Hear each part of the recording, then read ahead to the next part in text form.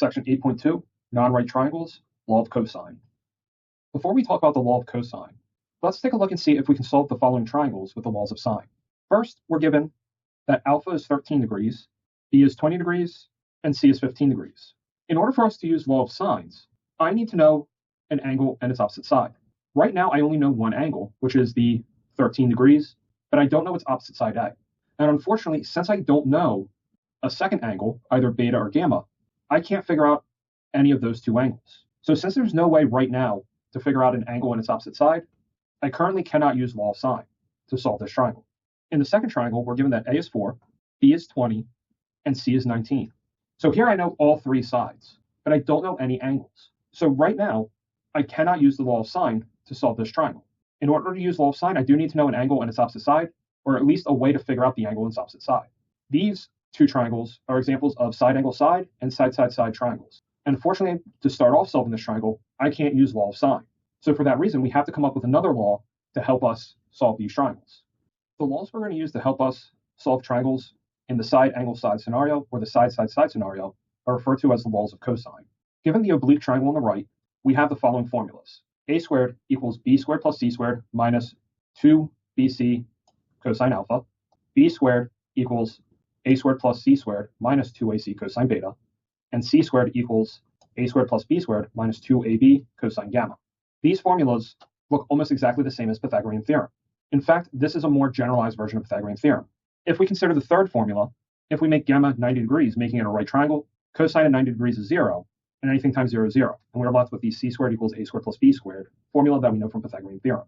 Even though it looks like we have three different formulas, they're all the same formula, just using the different letters. An easy way to summarize the law of cosine is if we have a fixed angle that we call theta, the first adjacent side squared plus the second adjacent side squared minus 2 times the product of the adjacent sides times cosine of our angle equals the opposite side squared.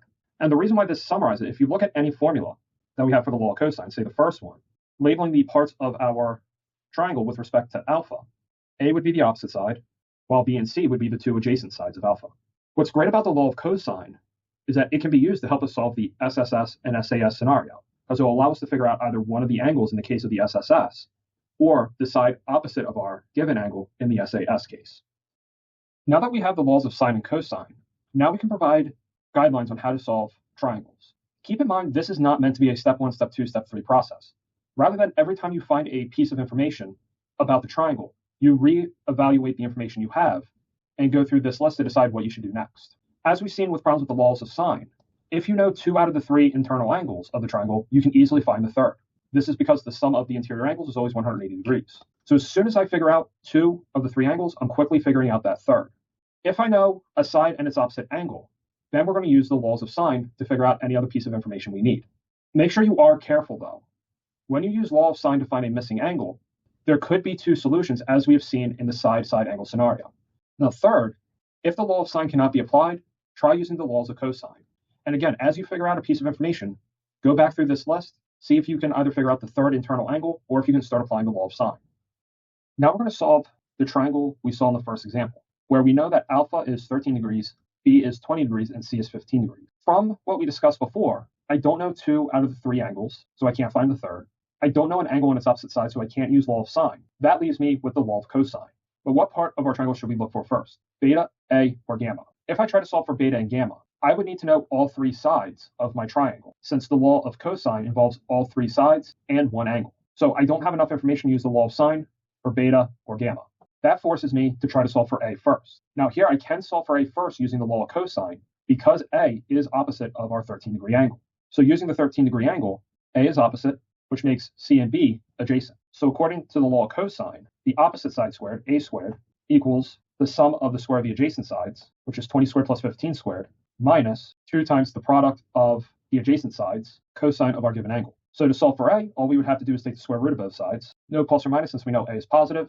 And when we punch that into our calculator, we get that A is 6.3543. Now that we have found the value of A, let's reassess the situation to see what to do next. I only know one angle, so I can't use the fact that the interior angle is out to 180 degrees, but I do know an angle in its opposite side now. I know A is 6.354 and alpha equals 13 degrees. And all that's left is for me to figure out beta and gamma.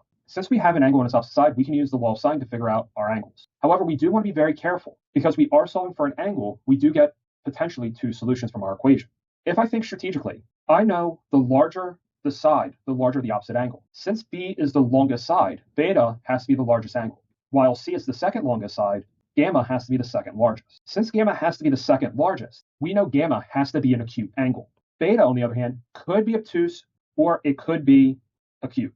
We really don't know which. Since we know gamma has to be acute, I'm going to solve for gamma first. Because of the fact that I know it's acute, I know when I apply the law of sine, there's only going to be one solution. And that's how we can avoid the ambiguity, is by trying to solve for the non-largest angle first. So setting up our law of sine, our completed ratio is the one with the a and the alpha. So we have sine of 13 degrees over 6.3543. And I'm putting the angle on top since I'm trying to solve for an angle. That is going to equal sine of gamma over 15. Now we'll solve for gamma like we did in the previous section. And when we multiply by 15 and apply the sine inverse to both sides, we get that gamma equals sine inverse of 15 times sine 13 degrees all over 6.3543. Now keep in mind, since we're picking the second largest angle to solve for, which we already know is acute, then sine inverse of 15 sine 13 degrees over 6.3543 is the only solution to my equation that I set up. This is because our angle is acute, meaning our angle is in the first quadrant, which is what sine inverse of a positive answer will give me. And if we punch that into the calculator, we get approximately 32.0745 degrees. And there's my value for gamma. Now that I know gamma, I now know 2 out of the 3 angles of my triangle. I can now go ahead and find the third. My third angle, beta, will be 180 degrees minus the value of my 2 known angles, which is 134.93 degrees. And now we have our triangle solved. Next, we're going to solve the triangle given that gamma equals 25 degrees, a equals 3, and b equals 5. Just like before, I only know one angle, but I don't know that one angle's opposite side. So I can't use the fact that the interior angles add up to 180 degrees, nor can I use the law of sine just yet. However, I can use law of cosine to solve for C first, since I know the opposite angle is 25 degrees and the two sides adjacent to the 25 degrees are 3 and 5 respectively. So setting up the law of cosine, we have that c squared equals 3 squared plus 5 squared minus 2 times 3 times 5 cosine of 25 degrees. Or if we take the square root of both sides, we have that c equals the square root of 3 squared plus 5 squared minus 2 times 3 times 5 times cosine of 25 degrees. After throwing it into the calculator, you get that c is 2.6097. Now I can turn my attention to solving for the angles. Since I have an angle on its opposite side, I can use the law of sine to figure out either of the two angles. But if we think very carefully to what we discussed in the previous problem, I want to make sure I avoid any ambiguity. We can see that side B is the largest side, which means angle beta would be the largest angle, which means beta could either be acute or it could be obtuse, leaving two potential solutions with the law of sine. Our unknown angle, alpha, cannot be the largest angle since it's not opposite of the largest side. Since only the largest angle can be obtuse, that means alpha has to be an acute angle, meaning there's only one possible value for alpha if I set up the law of sine. Now let's go ahead and set up the law of sine. Since I know gamma and c, I'll set up the law of sine using gamma and c first. I'll put the angle on top since I'm solving for an angle, and that will equal sine alpha over 3. Now we'll solve for alpha like we've done before, and we get that alpha equals sine inverse of 3 sine 25 degrees all over 2.6097, which is approximately 29.0665 degrees. Now that we know 2 out of the 3 angles, we can now figure out the third, which is beta, by performing 180 minus our 2 angles, which is 125.9335 degrees. So now we have our triangle solved. Again, just like in the last problem, whenever you're solving for an angle, try to solve for the angle that you know will be acute. That way you can avoid any ambiguity. Next, we're going to solve the following triangle given that a equals 4, b equals 20, c equals 19. Here, we're working with a side-side-side scenario. Since I don't know any of the angles, I can't use the fact that the interior angles add up to 180 degrees, nor can I use the law of sine. What I need to do is start figuring out one of these interior angles, then I can start to use the law of sine. But which angle should I solve for? Now, I could use the law of cosine to solve for any angle, but if my intention is to use the law of sine later, I want to try to make sure I avoid any ambiguity. Since I know b is the largest side, I know beta is the largest angle, which means my other 2 angles, alpha and gamma, must be acute angles. What's great about law of cosine for solving for angles is there's no ambiguity. The range of cosine inverse is from 0 to 180 degrees, quadrants 1 and quadrants 2, which are the only quadrants beta can lie in since we're solving a triangle. If we try to take the cosine inverse of something positive, beta would be acute. If we're trying to take the cosine inverse of something negative, beta would be obtuse. And since my whole goal is to try to avoid ambiguity the best I can with the law of sine, I want to solve for beta first because I know I won't have to think about multiple solutions to figure out beta. So I'll start off by setting up the law of cosine for beta. Since b is the opposite of beta, we'll have 20 squared equals, and then my adjacent sides are the 19 and the 4, and the other side will be 19 squared plus 4 squared minus 2 times 19 times 4 cosine of beta. From there, let's start isolating the cosine beta. We'll subtract 9 squared and 4 squared from both sides. Then we can divide both sides by the negative 2 times 19 times 4, and then apply cosine inverse. One thing to note is you could start throwing values into the calculator to evaluate as you go. I elected not to because now we can just take the cosine inverse of 20 squared minus 19 squared minus 4 squared all over negative 2 times 19 times 4 and throw it in the calculator in one try. One thing to note is we only get one solution for beta here. Because the range of cosine inverse is from 0 to 180 degrees, which are the only possible values for beta, we don't run into the same issue that we do with sine inverse, where sine inverse's range was from negative pi over 2 to pi over 2. But sine is positive in quadrants 1 and 2. So here, cosine inverse already gives us solutions either in quadrant 1 or in quadrant 2. And when we do throw everything into our calculator, we get 98.7032 degrees. Now that we know the largest angle in our triangle, alpha and gamma both have to be acute. So when I apply law of sine to solve for either of those angles, I don't have to worry about trying to locate a solution in the second quadrant. I know that there's only one solution for alpha and gamma, and that would be in the first quadrant, which is precisely what sine inverse gives us. Now let's go ahead and solve for either angle using the law of sine. We'll start off by solving for alpha first, but here, since gamma is also acute, it doesn't matter which, both alpha and gamma will have exactly one answer, and we don't have to try to hunt for multiple answers. Setting up the law of sine first for beta and side B, we get sine of 98.7032 degrees over 20, which equals, now setting up the law of sine for alpha, sine alpha over 4. To figure out the value of alpha, we'll solve just like we've done before, and we get that alpha equals sine inverse of 4 sine 98.7032 all over 20, which is approximately 11.4032 degrees. And again, since we already knew alpha was acute, we don't have to worry about finding a solution in the second quadrant, which would be obtuse. Now that we know beta and we know alpha, we can easily figure out gamma. Gamma will equal 180 degrees minus our two angles, which gives us 69.8945 degrees. So to recap and compare this problem to the previous problem, our goal when applying the law of cosine to try to solve our triangle is to help us avoid the ambiguous case for the law of sine, where we have to try to solve for an angle that could either be obtuse or acute.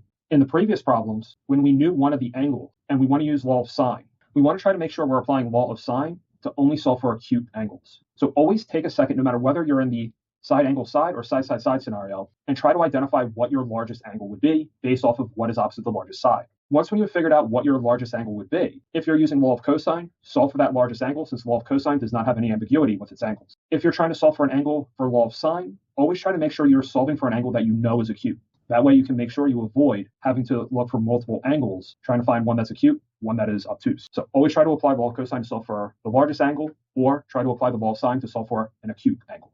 Next, we're going to solve the triangle given that a equals 3, b equals 7, and c equals 11. Since I know all three sides, I need to start off by figuring out one of the angles. Since c is the largest side, I know that gamma is the largest angle. So to make sure I don't have to worry about the ambiguity of the law of sine, I'll start off by figuring out the measure of gamma. So using the law of cosine for gamma, we have that 11 squared equals 7 squared plus 3 squared minus 2 times 7 times 3 cosine gamma. Now we'll solve for gamma just like we've done before. And when we solve for gamma, we get gamma equals cosine inverse of 11 squared minus 7 squared minus 3 squared all over negative 2 times 7 times 3. If we punch this into our calculator, though, this would be undefined. The reason why this is undefined is because cosine gamma is being set equal to 11 squared minus 7 squared minus 3 squared all over 2 times 7 times 3, which equals negative 3 halves. But if you recall, cosine of any angle is between negative 1 and 1. It could never equal negative 3 halves. So this equation that we set up at the beginning has no solution, which means there is no triangle. In general, if we are given three sides, it is possible that no triangle can be formed. The reason why there's no triangle in this case here is, let's say this green line represents our length of C, which is 11 units. The length of 3 units for A will represent in red, and the length for B in 7 units will represent in yellow. If we take a look at how I have these pictures laid out, there's no way for my red line and my yellow line to ever meet.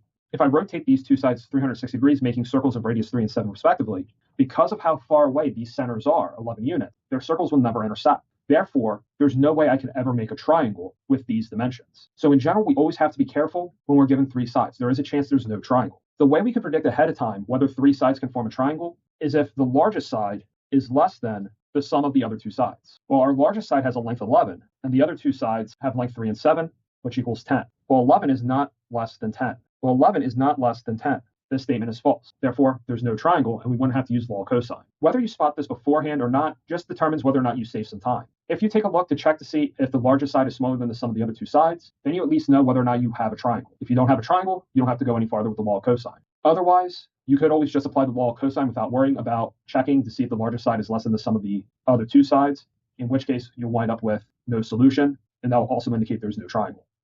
Suppose a boat leaves a port, travels 10 miles, turns 20 degrees, and travels another 8 miles. How far is the boat from the port? To start, we'll make this red point our port. This blue line will represent the direction the boat is initially traveling in. According to the problem, we start by traveling 10 miles. So from the port along this blue line, we know we're traveling 10 miles. From the point that we stop at after traveling 10 miles, we're told that we turn 20 degrees and travel another 8 miles. Let's suppose the magenta line represents the 8 miles that we traveled. Since we had to turn 20 degrees, then the angle between the initial direction we were traveling in and this new direction that we're traveling in is a 20-degree angle. We want to figure out how far is the boat from the port, which we'll represent by this green line here, which we'll call D. Now we can see that the two directions that we travel in, plus the distance between the port and the boat at the end, form a triangle. However, this is not a right triangle. At this point, I only know two sides of the triangle. I'm trying to find the third side, but I don't know any of the angles. If I can figure out one of the angles, I can either use law of sine or I can use law of cosine to try to solve for our missing side. I know one of the exterior angles of the triangle is 20 degrees. If I look at the other angle that's within my triangle that is adjacent to the 20-degree angle, I can see combined they have to be 180 degrees since they're both formed by the blue line that represents the initial direction my boat was traveling in. Since there's 180 degrees in a straight line, this other angle opposite of D is 180 minus 20, or 160 degrees. Now that I know an angle in my triangle along with the two sides that I was originally given, I can now solve for any piece of information I want in my triangle. Here, I'm going to specifically solve for D. Since I only know the one angle, 160 degrees, but I don't know its opposite side, which is D, which is what I'm looking for, I'm going to use law of cosine to try to solve for D. I cannot use law of sine because I don't know the angle opposite of the 8 or the opposite of 10 to complete a ratio of the law of sine. And when we set up the law of cosine, we get D squared equals 10 squared plus 8 squared minus 2 times 10 times 8, cosine of 160. And to solve, we'll take the square root of both sides, and we get that D is equal to the square root of 10 squared plus 8 squared minus 2 times 10 times 8, cosine of 160 degrees, which is approximately 17.729 miles. So after traveling, the boat is approximately 17.7299 miles away from the port. Thanks to the law of cosine and the formula we discussed in the last section that allows us to find the area of a triangle just by knowing an angle and its two adjacent sides, we can derive a formula for the area of the triangle that only requires us to know the length of the three sides of that triangle.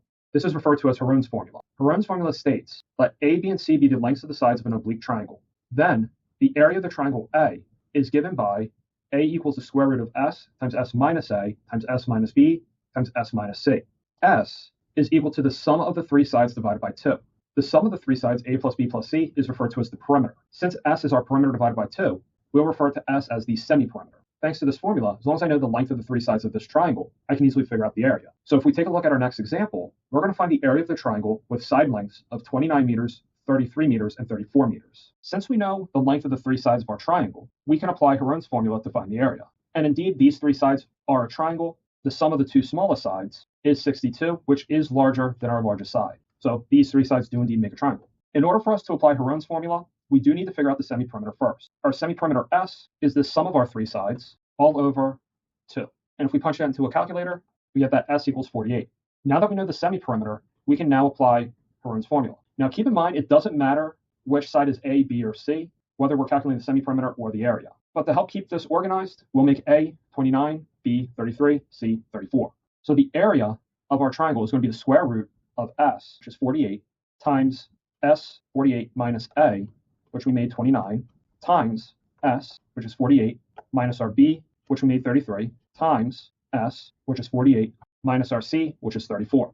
And if we throw this into the calculator, we get that our area is approximately 437.6300 square meters when we round to 4 decimal places. So here you can see that thanks to this formula, if I just know the dimensions of the triangle, what the three lengths are, I can figure out the area of the triangle without having to worry about knowing any of the angles nor knowing the height of the triangle.